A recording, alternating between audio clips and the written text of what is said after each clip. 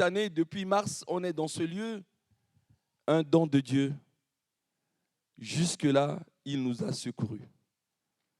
Ceux qui étaient là encore à l'Assemblée générale il y a 2 semaines, merci au secrétariat de l'Église, les victoires sur les guérisons, les mariages, les baptêmes, etc., sur le plan individuel. Jusque-là, le Seigneur nous a secourus. 1 Samuel 7, 12, vous garderez ça. Le prophète a parlé comme ça. Il a pris une pierre et il a fait vraiment une espèce de statue de reconnaissance en disant « Ebenezer ». Jusqu'ici, le Seigneur nous a secourus. Jésus n'est jamais désintéressé. Pensez qu'il fait les choses gratuitement. Non. Quand il a guéri les 10 lépreux, il y en a un qui est entré en lui-même, qui est revenu et qui lui a dit merci. Et là, on a découvert qu'il attendait quelque chose. Sais-tu que Jésus attend quelque chose quand il te bénit? Et ce qu'il attend, c'est son salaire. Et son salaire, c'est que tu lui dis simplement merci. Et que tu lui manifestes de la gratitude. Où sont partis les 9 autres? Et nous ne pouvons pas, il y a juste 3 points. Tout est calculé maintenant, on va décompter jusqu'à minuit maintenant. On va suivre la cadence. Mais nous voulons dire Ebenezer. Jusqu'ici, l'Éternel nous a secourus. Et je vais vous demander maintenant, dans ce premier point, avant de passer au deuxième point, maintenant que nous avons compris l'esprit, nous allons chanter un petit chœur ensemble en a cappella, parce que chacun doit le chanter. C'est un chant qui est tiré des paroles d'Ézéchias. Qui est Ézéchias? C'est cet homme qui a eu un ulcère d'estomac. Et le grand prophète Ésaïe est venu dire, fais ton testament, parce que tu vas mourir. Et quand le prophète était en train de partir, cet homme s'est mis à genoux et il a dit à Dieu, souviens-toi que je t'ai servi d'un cœur sans partage. Et Dieu a rajouté des années de vie à Ézéchias. Et Ézéchias a dit une parole. Il a dit, ce ne sont pas les morts qui célèbrent l'Éternel. Ce n'est aucun de ceux qui descendent dans le silence, parce qu'il a été bénéficiaire de ça. Et je bénis le chantre qui a pris ces versets de la parole de Dieu, qui a pris ce verset et qui l'a transformé en chant. Il a mis de la mélodie là-dessus. Car qu'est-ce que c'est qu'une chanson? Si ce n'est que des paroles et ensuite un assemblage de sons qui sont agréables à l'oreille. Il y a d'une part les paroles et d'autre part l'orchestration. Alors, parce qu'il nous a donné le souffle de vie, ça a été dit par tous ceux qui sont passés et il nous redonne encore pour 2024. On va ensemble chanter ce petit chœur. Ce ne sont pas les morts qui célèbrent l'Éternel. Ce n'est aucun de ceux qui descendent dans le silence, mais nous célébrons l'Éternel. Une fois qu'on a chanté ça, ensemble, de ta place, tu vas dire quelque chose à Dieu. Merci. Je ne sais pas ce qui s'est passé dans ta vie, mais quel que soit ce qui s'est passé, tu es en vie. Tu es en vie. Alors, levons-nous à notre place. Les mains élevées. C'est le premier point et on va passer au deuxième point. Chaque point est minuté. Les mains élevées. On a cappella. On a cappella. Alléluia. C'est parti. Ce ne sont pas les morts qui célèbrent l'Éternel. Ce n'est aucun de ceux qui descendent dans le silence. Mais nous bénirons l'Éternel ensemble en église. Mais nous bénirons l'Éternel. Mais nous bénirons l'Éternel dès maintenant et à jamais. Louez l'Éternel. Encore une fois, ce ne sont pas les morts. Ce ne sont pas les morts qui célèbre l'Éternel. Ce n'est aucun de ceux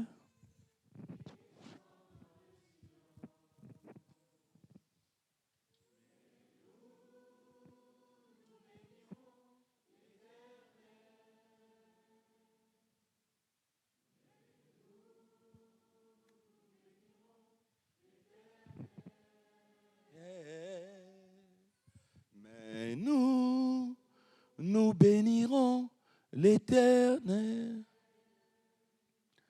dès maintenant et à jamais. Louez l'Éternel. De ta position, oublie ton voisin, garde les mains élevées. Les choses de Dieu se passent calmement, dans le calme, dans le silence. Pas forcément des démonstrations. Ouvre maintenant ta bouche, donne le salaire à Dieu et dis simplement merci. L'ingratitude, c'est le plus grand péché qui a torturé le cœur de Jésus. Dis-lui merci. Tu m'as secouru de janvier à là. Chacun prie. Et quand je vais rechanter ce chant, nous passons au deuxième point. Élève ta voix, élève ta voix, élève ta voix et nous prions. Seigneur, pour ma part, je vais te dire merci. Merci parce que pendant 365 jours, du 1er janvier jusqu'au 31 maintenant, tu as su me garder. Tu m'as béni des bénédictions, des protections dont je n'ai aucune idée. Je ne saurais compter tes bienfaits. Je veux simplement joindre ma voix à celle de mes frères, à celle de mes sœurs, à celle des anges, des séraphins, des chérubins, pour te dire simplement merci. Merci du fond du cœur. Merci du fond du cœur. Ce ne sont pas les morts qui célèbrent l'Éternel, parce que tu m'as donné la vie, le souffle de vie. Je vais te dire merci, te rendre de grâce, te rendre de gloire.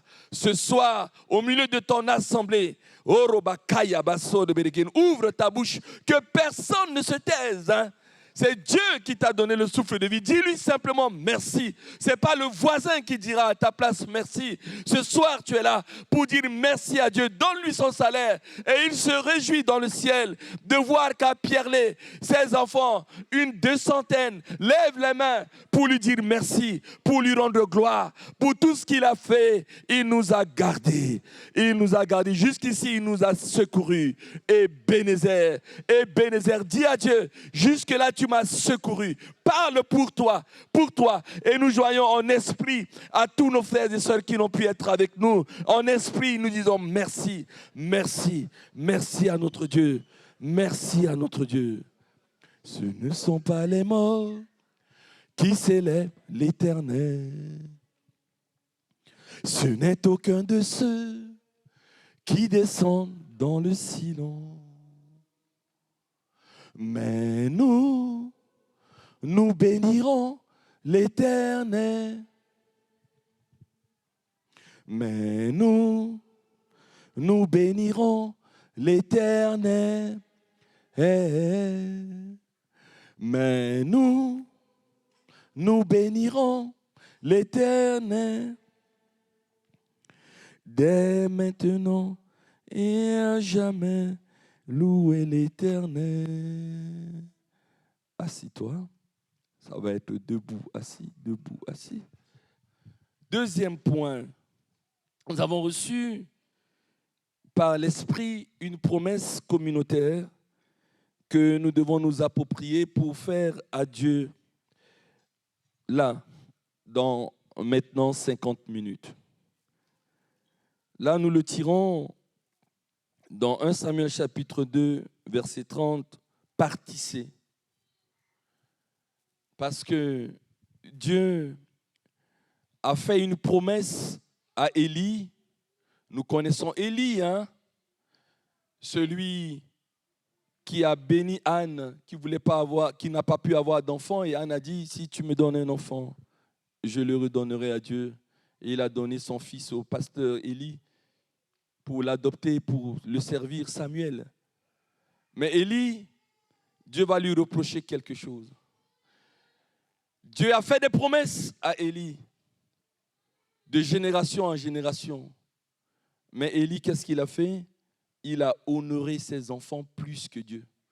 Les enfants faisaient n'importe quoi dans l'église.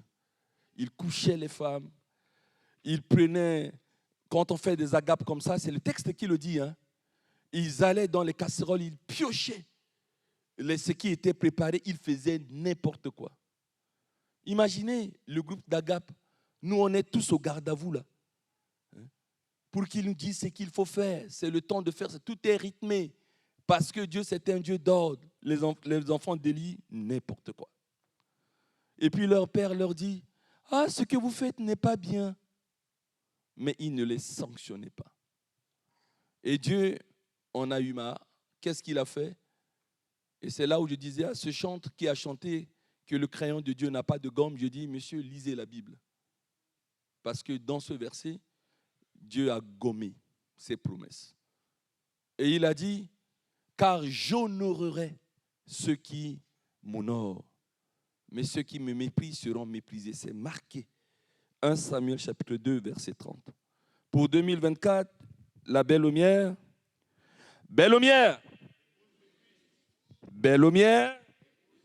en tant qu'épouse de Christ, nous voulions faire une seule promesse. Après, tu es libre de faire la promesse que tu veux à Dieu. Mais pour l'Église, dans maintenant moins de 50 minutes, pour toute l'année, engageons-nous en tant qu'Église à honorer Dieu parce que Dieu, il tient toujours ses promesses. J'honorerai ceux qui m'honorent.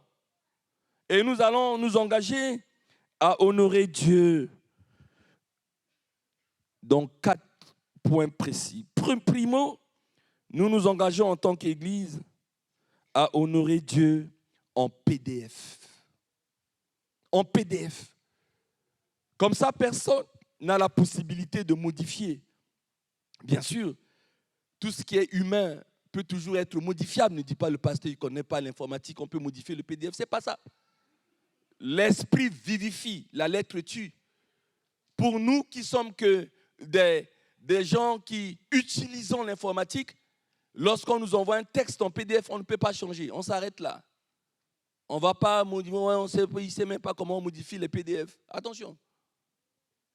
On doit honorer Dieu en PDF. Comme ça, il n'y a aucune modification de janvier 2024 jusqu'en décembre là-bas. Nous l'avons reçu les enseignements. Tout ce que l'homme fait, c'est en PDF. Il n'y a aucun acte qu'un homme fait sans avoir d'abord pensé cet acte. Et ensuite de la pensée, la P, on va passer maintenant au dire, aux paroles, et ensuite aux faits. C'est ce que le droit, les juristes appellent la préméditation. On conçoit les choses. Tu ne vas pas comme ça subitement prendre un couteau pour tuer quelqu'un. Hein? Attention, c'est préparé. Tu dis demain, je vais aller insulter mon collègue. Demain, je vais aller draguer ce beau garçon. Demain, je vais aller séduire cette belle fille. Et même quand tu dors, tu penses ça. Et ensuite, le matin, quand tu la vois ou quand tu le vois et tu dis « Bonjour », tu es passé du P au D, au dire, et puis un jour au fait pour concrétiser. Aucun acte. Et donc, lorsqu'on s'engage à honorer Dieu en PDF, on s'engage à l'honorer dans nos pensées en 2024, que tout ce qui est agréable, tout ce qui est digne d'adoration, soit l'objet de ta pensée, de ma pensée. Ensuite, ça va découler. Car tu peux cacher tes pensées, mais tôt ou tard, ça se transformera en fait. Et on verra. Nos dires, on a été enseigné toute l'année là-dessus. De nos lèvres, on bénit Dieu et de nos lèvres, on maudit Dieu. De nos lèvres, on bénit les hommes faits à l'image de Dieu et de nos lèvres, on maudit les hommes faits à l'image de Dieu. Et que dire des actes que nous faisons? Nous devons honorer Dieu. Et pour les actes, n'en parlons pas. Deuxième point où nous allons honorer Dieu après en PDF, nous devons honorer Dieu en combattant un péché qui dépasse tout le monde. Hein. Vous savez que le peuple d'Israël était imbattable. Imbattable. Il gagnait toutes les guerres. Mais le prophète a dit au roi, je ne peux pas les maudire parce que Dieu est avec eux. Par contre, je vais te dire quelque chose. la seule manière de faire battre les enfants d'Israël, c'est de mettre des femmes étrangères dans leur lit. Et quand les enfants d'Israël ont commencé à voir les femmes étrangères, à partir de là, les femmes ont amené leur cœur vers des dieux étrangers, et Dieu qui est jaloux, et ils ont commencé à être battus. La personne qui symbolise la force, la puissance, le power, le ngouya, dans la Bible, c'est Samson. Imbattable. Mais la sexualité a eu raison de lui. Nous devons honorer Dieu dans notre sexualité. S'il y a une perversion dans notre société française actuelle, c'est sur le plan de la sexualité. Honore Dieu dans ta sexualité. Il n'y a pas une autre voie. Laisse la fornication, laisse l'infidélité, laisse tout ce que tu veux. Eh bien, mets de l'ordre dans ta sexualité. Il faut honorer Dieu là-dessus. C'est clair, ce n'est pas discutable. C'est à partir de la sexualité que nous voyons tous les éléments qui sont là. Va vivre l'infidélité. Après, c'est la séparation. Après la séparation, les enfants, voient plus papa, voient plus maman, deviennent des délinquants. C'est à partir de la sexualité. Ce n'est pas à partir d'autre chose. Il n'y a plus papa, il n'y a plus maman pour les encadrer et on connaît ça. Les problèmes de suicide, de ceci, de cela et tout, à partir de la gestion de la sexualité. C'est clair. Et nous devons honorer Dieu là-dessus. Il n'y a pas de victoire dans la vie d'un chrétien s'il n'y a pas une victoire sur sa sexualité. Que tu dises amen ou pas, c'est vrai. Alors nous nous engageons avec la grâce de Dieu, eh bien, d'honorer Dieu à travers notre sexualité. Et le nombre de mariages, 14 maintenant, termine. Nous devons avoir maintenant une vingtaine en 2024. Dis amen à ça. Il en va de notre salut, il n'en va pas autrement. Et toi qui te plais encore dans la fornication, eh bien, il est temps que tu sors de l'indécision et que tu dis à tes koum kubaré, koum avec, kubaré couché avec, le concubinage, tout ce qu'on veut, eh bien, il est temps que nous puissions régler et nous marier. On ne peut plus continuer à jouer en 2024. Sexualité. Voilà. Troisième point, nous devons honorer Dieu après le PDF, en pensée, en dire, en acte, dans nos sexualités, etc. Nous devons honorer Dieu naturellement dans nos finances. Les trois défis qui dépassent le chrétien. Moi, j'ai 45 ans de baptême, baptisé à la Pentecôte en 78. Lire la Bible, ça reste un défi. Parfois, je dis à maman Babette, mais moi qui suis pasteur, pendant une semaine, je n'ai pas lu la Bible. Que deviendront les chrétiens? Il faut se battre pour lire la Bible.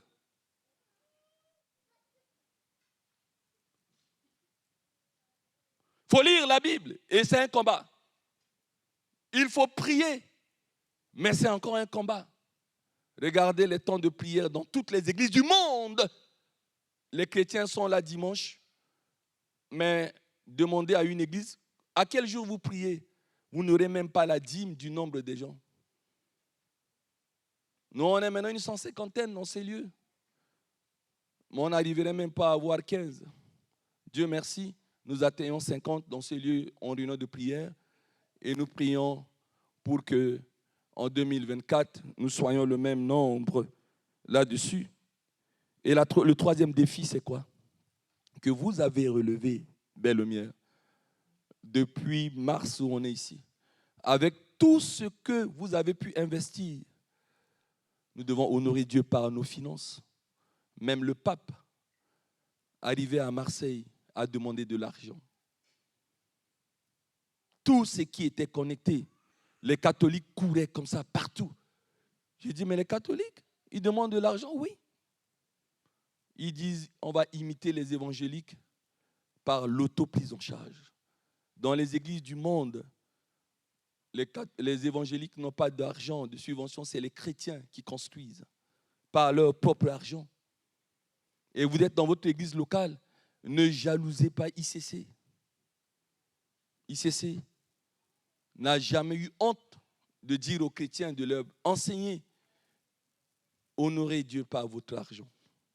C'est tout. Moi, je vous le dis, je vis. Je peux aller en un mois comme ça dans un restaurant avec mon petit canard des îles. Je vais dépenser 100 €. Moi, je vis très bien. Mais prenez 100 € le dimanche pour mettre dans une corbeille. Ah, c'est beaucoup.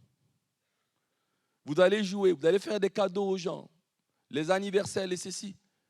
Il n'y a pas de problème. Mais quand vous voulez donner pour Dieu, vous réfléchissez. Ça veut dire qu'il y a bien un combat. Et il y a encore des gens qui se disent que je donne ma dîme ou pas, mais ça marche. Mais tu ne te rends pas compte. Comment est-ce que tu rates une bénédiction dans ta vie? Prends le train en marche et honore Dieu dans tes finances. Dernier point, honore Dieu dans l'organisation de ton temps. Waouh, le Seigneur me l'a révélé. Il nous donne 24 heures. Mais dans ce 24 heures, quel gaspillage! 3 heures, 4 heures. Écoutez les informations ou googlisez. Une moyenne de près de 6 heures que nous passons avec cet appareil. 6 heures. Vous savez, le seul critère en amour, quand on aime quelqu'un, le seul critère, c'est quoi? C'est de passer le temps avec lui. Si quelqu'un vous dit qu'il vous aime et vous le voyez une fois chaque année, il y a problème. Je t'aime, mais j'aime pas ta présence. J'aime pas passer du temps avec toi. Paradoxe. Tu ne peux pas dire que tu aimes Dieu sans pour autant consacrer, ne fût-ce que 10-15 minutes en silence dans ta chambre, dans un lieu secret, et d'être en contact avec Dieu. Il y a problème. J'ai été touché par ma fille Emma, je t'étonne. Et dans nos échanges, de dire, j'ai compris, je dois organiser mon temps. C'était une confirmation. Il faut organiser son temps. Le temps est cher. Time is money, diront les British.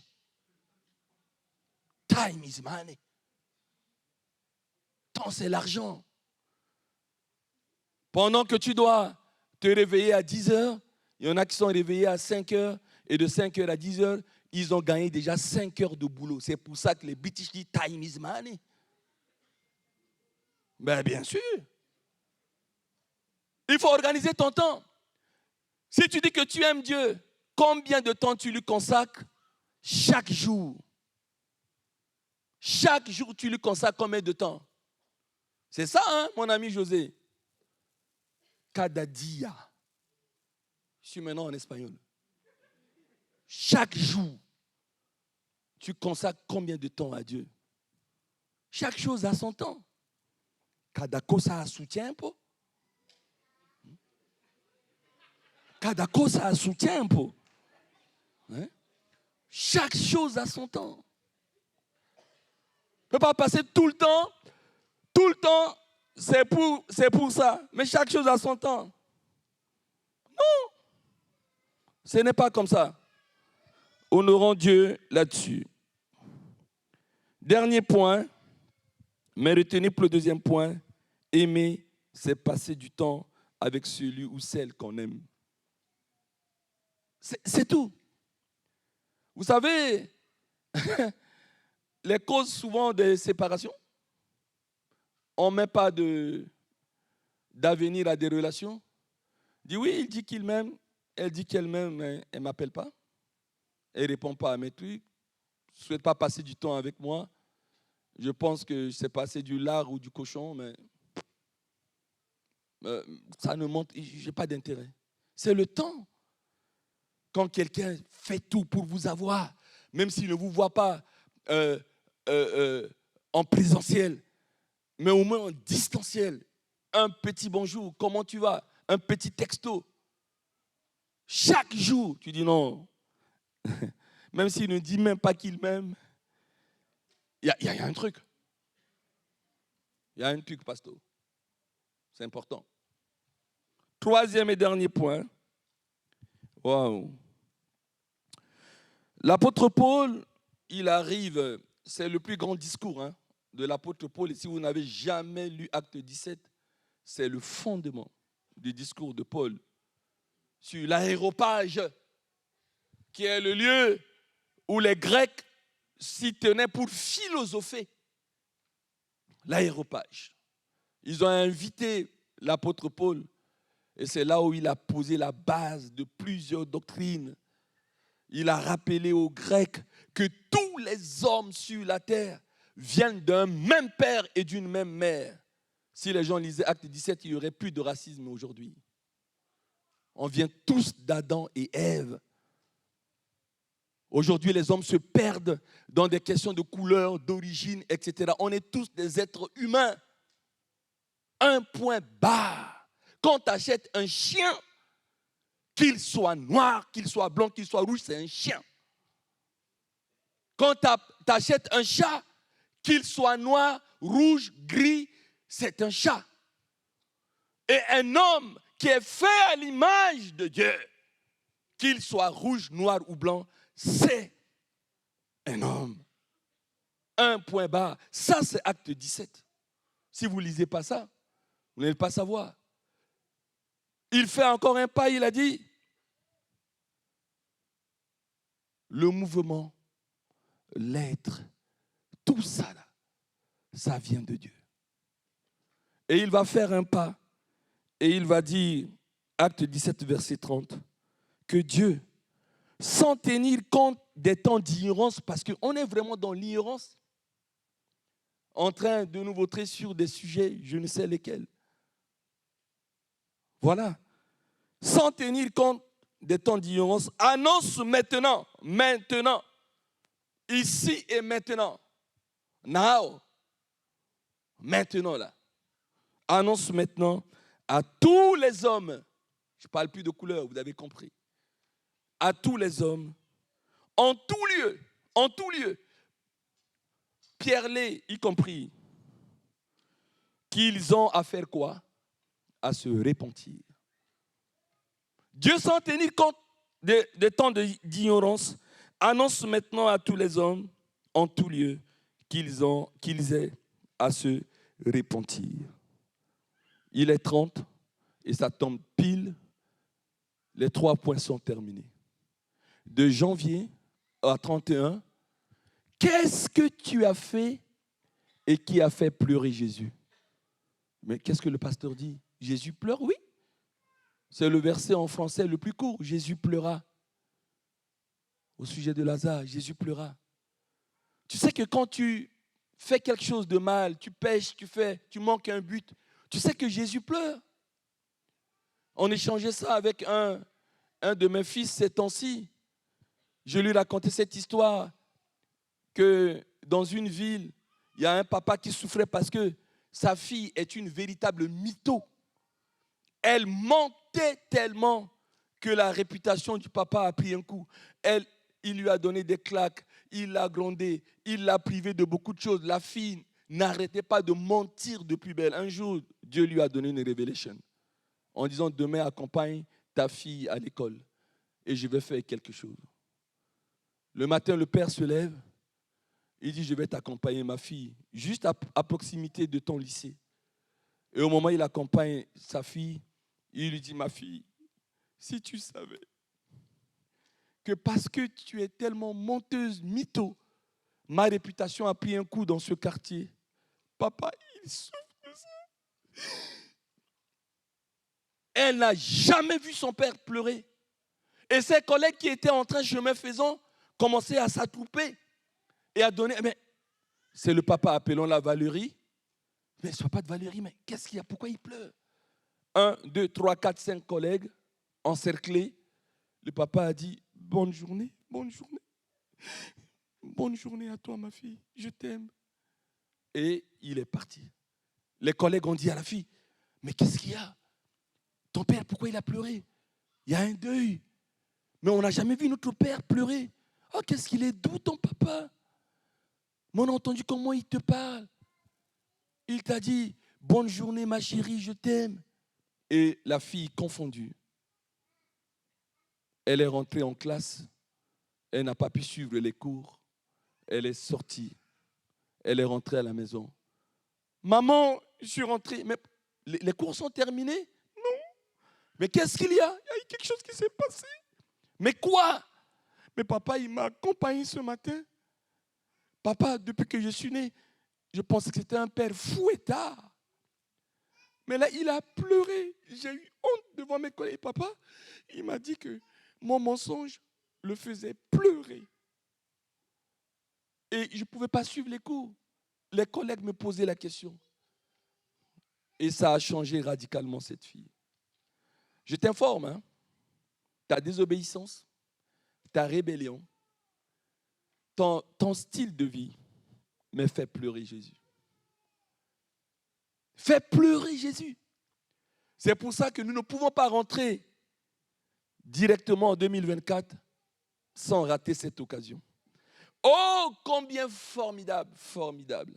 C'est une grâce de nous repentir. Pour beaucoup, c'est peut-être la première repentance depuis janvier. Repentance, c'est regrette quelque chose que tu as fait. Regrette quelque chose. Un acte, une conduite, quelque chose que tu as fait cette année-là qui a attristé Jésus.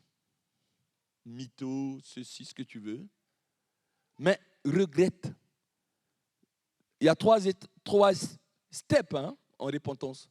Il y a le regret, demander pardon et s'engager à ne plus recommencer. Je répète, regretter quelque chose, demander pardon et ne plus le refaire. Voilà le troisième point. Et nous allons faire cet acte. Levons-nous à notre place. On a juste 5 minutes.